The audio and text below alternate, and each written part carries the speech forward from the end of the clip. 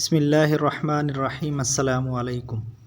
شادی کی تقریب میں ایک صاحب اپنے جاننے والے آدمی کے پاس جاتے ہیں اور پوچھتے ہیں، کیا آپ نے مجھے پہچانا؟ انہوں نے غور سے دیکھا اور کہا، ہاں، آپ میرے پرائمری اسکول کے شاگرد ہو، کیا کر رہے ہو آج کل؟ شاگرد نے جواب دیا، میں بھی آپ کی طرح اسکول ٹیچر ہوں، اور ٹیچر بننے کی یہ خواہش مجھے آپ ہی کی وجہ سے پیدا ہوئی ہے۔ استاد نے پوچھا، وہ کیسے؟ شاگرد نے جواب دیا، آپ کو یاد ہے کہ ایک بار کلاس کے ایک لڑکے کی بہت خوبصورت گھڑی چوری ہو گئی تھی، اور وہ گھڑی میں نے چرائی تھی۔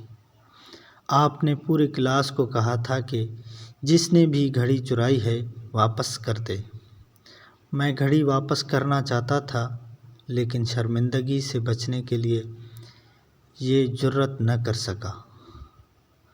آپ نے پورے کلاس کو دیوار کی طرف منہ کر کے آنکھیں بند کر کے کھڑے ہونے کا حکم دیا، اور سب کی جیبوں کی تلاشی لی، اور میری جیب سے گھڑی نکال کر میرا نام لیے بغیر وہ گھڑی اس مالک کو دے دی، اور مجھے کبھی اس عمل پر شرمندہ نہ کیا۔ سبحان اللہ! میں نے اس دن سے استاد بننے کا تہیہ کر لیا تھا۔ استاد نے کہا، کہانی کچھ یوں ہے کہ تلاشی کے دوران میں نے بھی اپنی آنکھیں بند کر لی تھی، اور مجھے بھی آج ہی پتہ چلا ہے کہ وہ گھڑی آپ نے چرائی تھی۔ ماشاء اللہ! کیا ہم ایسے استاد بن سکتے ہیں جو اپنے اعمال سے بچوں کو استاد بننے کی ترغیب دے سکیں، نہ کہ چھوٹی چھوٹی غلطیوں پر بچوں کو پورے کلاس کے سامنے شرمندہ کریں؟ آپ کے رازدار جتنے کم ہوں گے، دھوکہ بھی اتنے ہی کم ملیں گے، کیونکہ آپ کی کمزوریاں ہی آپ کے مخالفین کو طاقتور بناتی ہیں۔ لہٰذا ہمیشہ رازداری کو مقدم رکھیں۔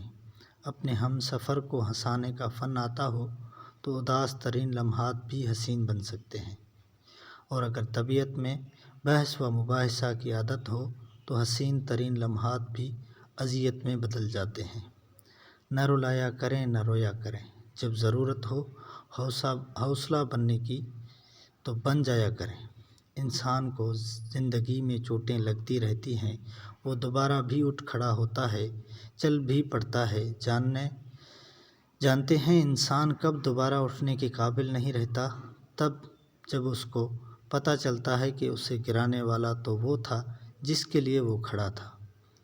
جو قرآن پر عمل کرے گا، قرآن پاک اس کی شفاعت کرے گا اور جنت میں لے جائے گا۔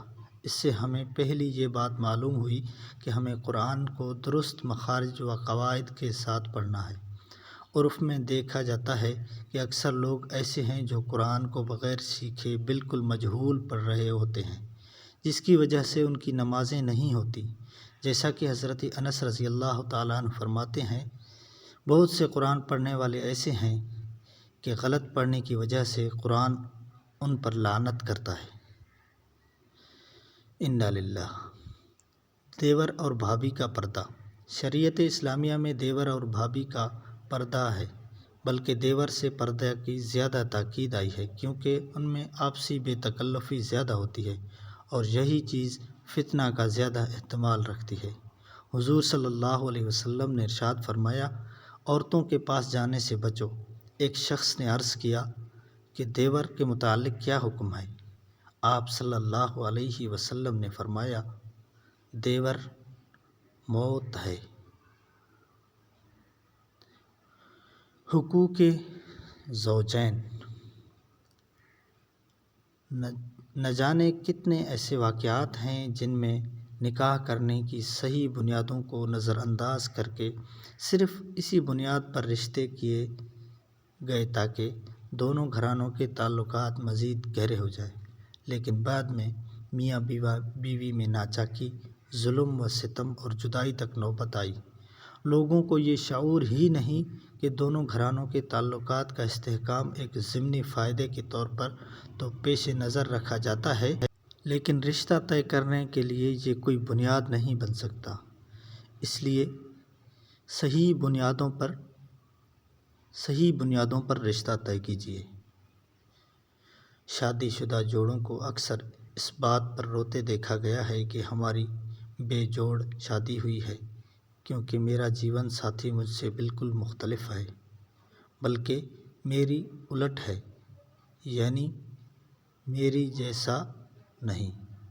تو جان لیجئے، جوڑا ہمیشہ الٹ ہی ہوتا ہے، تب ہی جوڑا بنتا ہے۔ کچھ نہیں تو اپنے جوتوں پر ہی غور کر لیجئے، دونوں بظاہر پرفیکٹ لگتے ہیں، لیکن غور کیجئے تو دونوں ہی ایک دوسرے سے مختلف ہیں۔ ایک جیسے ہوں تو ان کا جوڑ بھی کوئی دوسرا ہے۔ یاد رکھیے، ہم سب پر پزل میں پیدا ہوئے ہیں اور جڑ کر ایک دوسرے کو مکمل کرتے ہیں۔ ایک کی کمی دوسرا پوری کرتا ہے۔ اس لیے اپنے جیون کسی غلط فہمی میں برباد نہ کریں۔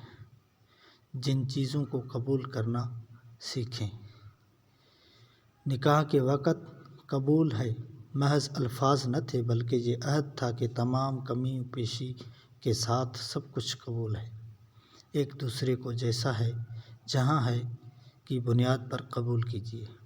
یہی قبولیت زندگی میں سکون لاتی ہے۔ ایکسیپٹ کرنا سیکھیے۔ ایکسیپٹ کر لی جائے۔